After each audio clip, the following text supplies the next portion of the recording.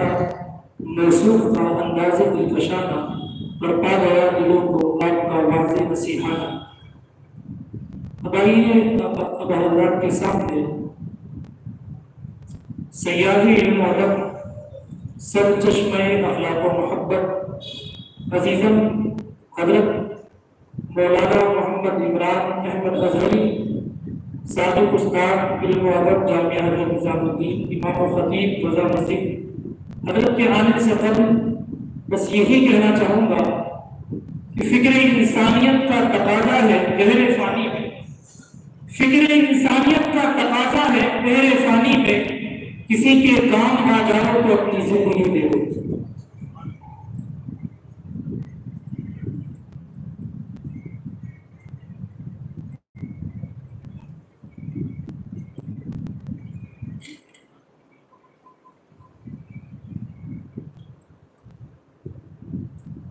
سادات کرام اور منبر پر جلوہ افروز باوقار علماء کرام، معزز سامعین کرام، السلام علیکم ورحمۃ اللہ تعالی وبرکاتہ۔ نحمده ونصلي على رسوله الكريم، اما بعد، أعوذ بالله من الشيطان الرجيم، بسم الله الرحمن الرحيم، ورفعنا لك ذكرك، صدق الله العظيم۔ ایک مرتبہ درود پاک پڑھ لیجیے، اللهم صل على سيدنا شفيعنا مولانا محمد وعلى الجود والكرم وآله وبارك وسلم صلاة وسلاما عليك يا رسول الله صلى الله تعالى عليه وسلم۔ آپ حضرات نے اب تک بہت ساری گفتگو سماعت کی ہے اور کافی روشن خیالات، عمدہ فکریں آپ کے سامنے اب تک پیش کی گئی ہیں۔ وقت بہت قلیل ہے، اس کے پیش نظر میں اہم باتیں آپ تک رکھ دینا چاہتا ہوں۔ دیکھیے، یہ جو مجلس قائم ہوئی ہے، اس میں جو مقصد ہے وہ ہے ادارے شریعہ کا تعارف کو آپ نے سماعت کیا، اور دوسرا اس کا اہم مقصد ہے تحفظ ناموس رسالت کرنے کے طریقے اور اس کو عمل میں لانے کا ڈھنگ طریقہ، اس پر گفتگو کی جائے اور اپنی افکار رکھی جائیں۔ تو اس سلسلے میں یہ کہنا چاہوں گا کہ اللہ رب العزت نے پیارے آقا صلی اللہ تعالیٰ علیہ وسلم کا ذکر اتنا بلند کر دیا ہے کہ کوئی مٹانا چاہے، کوئی گستاخی کرنا چاہے تو نہیں کر سکتا۔ اس کا گستاخی کرنا ایسے ہی ہے جیسے آسمان پر تھوکنا، کہ اس کا تھوک اس کے اوپر ہی آ کر کے گرے گا۔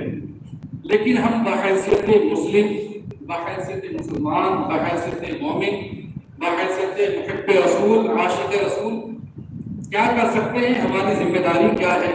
اس کے لیے آپ یہ بات ذہن نشین کر لیں کہ کسی بھی مہم کو سر کرنے کے لیے، کسی بھی ادارے کو چلانے کے لیے یا کسی بھی تحریک کو فروغ دینے کے لیے کم سے کم 3 چیزوں کی حاجت ہوتی ہے۔ کم سے کم 3 چیزیں ضروری ہوتی ہیں، بیسک ہوتی ہیں اور اساس ہوتی ہیں۔ سب سے اہم چیز ہوتی ہے فکر۔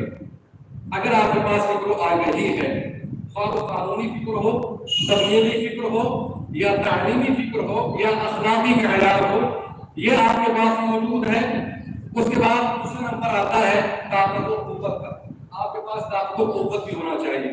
صرف فکر ہے، صرف سوچ ہے، صرف پروازی خیال ہے، تب بھی آپ کامیاب نہیں ہو سکتے۔ آپ کے پاس طاقت و قوت ہونا چاہیے، عسکری طاقت ہونا چاہیے، افراد کی قوت ہونا چاہیے، مناسب کی طاقت ہونا چاہیے۔ ہمارے افراد مجھے مناسب پر بھی موجود ہوں، بڑے پوسٹوں پر بھی موجود ہوں، تاکہ وقت ضرورت ہم ان کا استعمال کر سکیں اور ان سے کام لے سکیں۔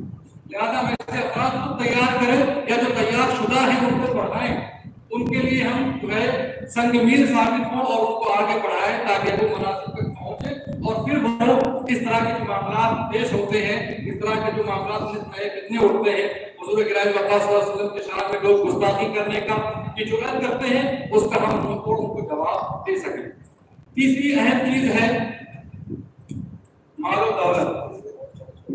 مال و دولت کے بغیر بھی آپ یہ قدم آگے نہیں بڑھا سکتے۔ اگر آپ ذاکر نگر میں رہ رہے ہیں اور آپ کو پڑھنا ہو جہاں تب بھی آپ کے پاس 20 روپے ہونا چاہیے، آنے جانے کے لیے ای رکشا کا خرچہ ہونا چاہیے. تو مال و دولت ایک پیٹرول اور ایک آئل کی حیثیت رکھتے ہیں کہ ان کے بغیر گاڑی چل نہیں سکتی. اور اعلیٰ حضرت فاضل ابراہیمی رضی اللہ تعالیٰ عنہ نے اپنے 10 نمبر کے پروگرام کے اندر لاسٹ میں اس بات کو ذکر بھی کیا ہے کہ آخری زمانے کے اندر، آخری دور کے اندر دین کا کام بھی مال و دولت سے چلے گا. جب یہ 3 چیزیں ہیں، یہ تینوں چیزیں جب یکجا ہوں گی، ہم ان تینوں چیزوں کو بروئے کار لائیں گے تو یقیناً ہم صحیح معنوں میں ستیہ بات کر پائیں گے.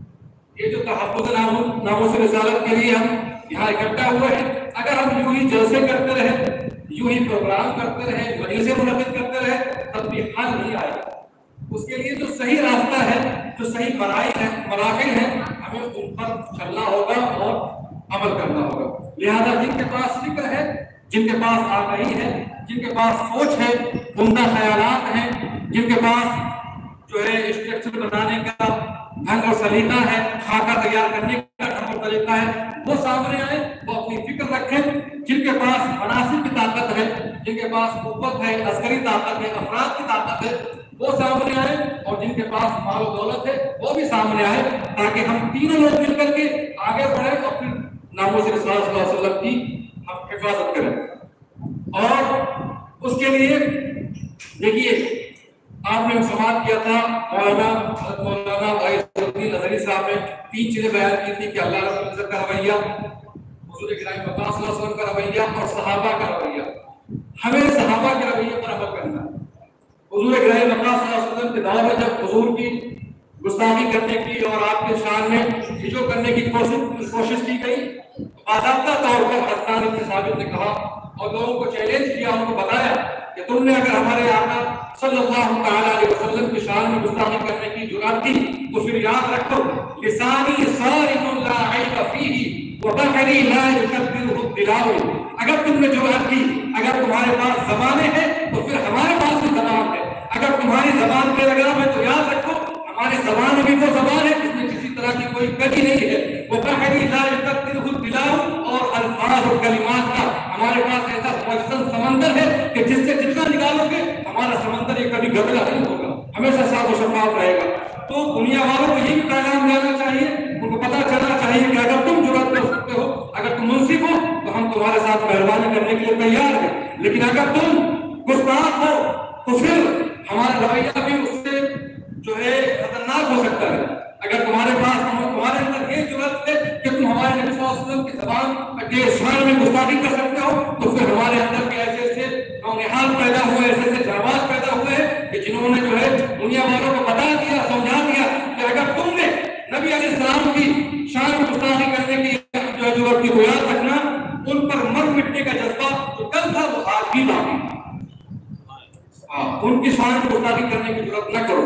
اور اگر سوال یہ بنتا یہی ہے کہ آخر آپ ایسی غلطی کیوں کرتے؟ جو ہم احتجاج کرتے ہیں، ہمارا کوئی بندہ کھڑا ہو کر کے کسی کا سر قلم کر دیتا ہے تو میڈیا والے اور دیگر افراد اٹھ کر کے جو ہے برائیاں کرنے لگ جاتے ہیں، سوالات بنانے لگ جاتے ہیں کہ بھائی اس نے قتل کر دیا، ایسا کیوں کیا، ویسا کیوں کیا، یہ انسانیت کے خلاف ہے، یہ مرفت کے خلاف ہے.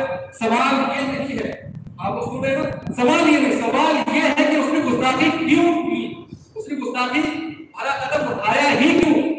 بھائی جب ہندوستان کی سرزمین سے ایک بندہ سری لنکا سے آیا اور آنے کے بعد ایک عورت کو اٹھا کر کے لے گیا تو اس کی پاداش میں کتنی قتل و غارت ہوئی، پورے لنکا میں آگ لگا دی گئی. عزت کا مسئلہ تھا نا وہاں پر. تو یہاں پر بھی ہماری عزت کا مسئلہ ہے، ہماری غیرت کا مسئلہ ہے، ہماری ناموس کا مسئلہ ہے. اگر تم ہمارے ناموس کو، ہماری عزت کو، ہماری حمیت کو للکارو گے تو جواب بھی اس سے سوا پاؤ گے، جیسا کہ آپ پاتے رہے. تو یہ تمام پیغامات ان تک جانا چاہیے، اور جو صحیح اسٹیپ ہیں، جو صحیح مراحل ہیں، جو صحیح خطوات ہیں، اقدام ہیں، ان کو بھی ہمیں کرنا چاہیے. انہی باتوں کے ساتھ اپنی گفتگو ختم کرتا ہوں. وآخر دعوانا الحمدللہ رب العالمین.